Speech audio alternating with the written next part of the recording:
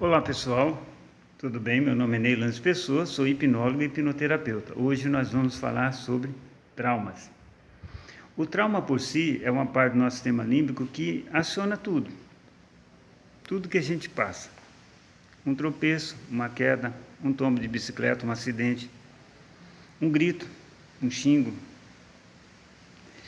Ele é tudo o que se refere no nosso dia a dia, tanto para aprender, como também para absorver informação. Alguns traumas excedem porque daí vai depender do indivíduo e da interpretação que ele tem. Como cada pessoa pensa de uma forma diferente uma da outra, o trauma ele pode exercer isto. Por exemplo, tem gente que quando sofre um grito, ele gera um trauma. Tem pessoas que gritam com ela, para ela tanto faz como tanto fez. Tem pessoas que acionam um pouquinho a pirraça, fica pirracento quando alguém briga com ela ou grita com ela. Então, o trauma é tudo aquilo que a gente passa no dia a dia, sem perceber, o sistema límbico, o nosso sistema neural nervoso, está absorvendo essas informações através dos 5 sentidos que nós temos. O trauma é gerado, por exemplo, a partir do momento que sofreu um acidente. E nesse acidente, você perde um membro, uma perna, por exemplo. Então, isso gera um trauma, tanto físico quanto mental. Muitos indivíduos conseguem superar isso, muitos não.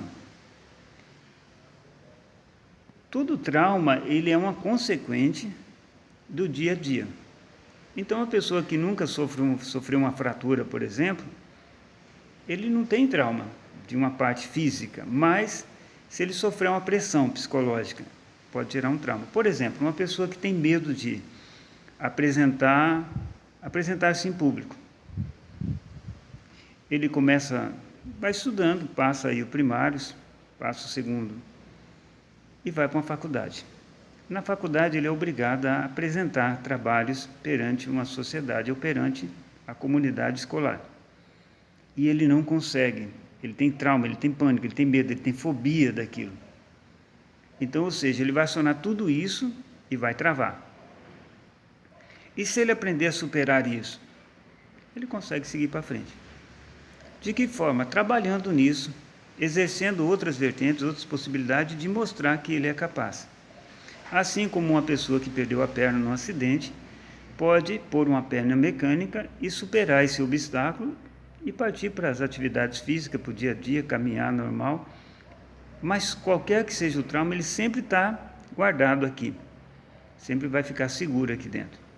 E essa informação o cérebro usa para o indivíduo por uma autopreservação. Por exemplo, você está andando e tropeça numa pedra e quebra a unha, ou quebra o dedo, ou corta o dedo. E aquela dor é gerada e o nosso cérebro guarda essa informação como autopreservação. Por exemplo, se vê uma pedra novamente, seja ela pequena ou grande, ele fala, olha, não bate que machuca. Talvez essa pequena vai doer menos, mas vai machucar. A grandona, se vai machucar pior ou igual àquela da última vez. Então, essas informações ficam dentro de nós, justamente para a autopreservação. Mas algumas excedem padrões do medo, que pegam o medo da morte. Ou seja, usa a referência do medo da morte e faz com que o indivíduo, muitas vezes, deixe de fazer coisas por causa desse medo, em função do trauma que aconteceu. Como o nosso sistema límbico não sabe se o indivíduo está buscando informação hoje real ou está buscando informação do passado ou aquilo que ele joga para o futuro. Então, o nosso cérebro ele não tem esse entendimento, desde que o indivíduo esteja consciente. Se ele estiver consciente, ele fala, não, eu não bati nenhuma pedra, então por que eu vou acionar essa dor? Né?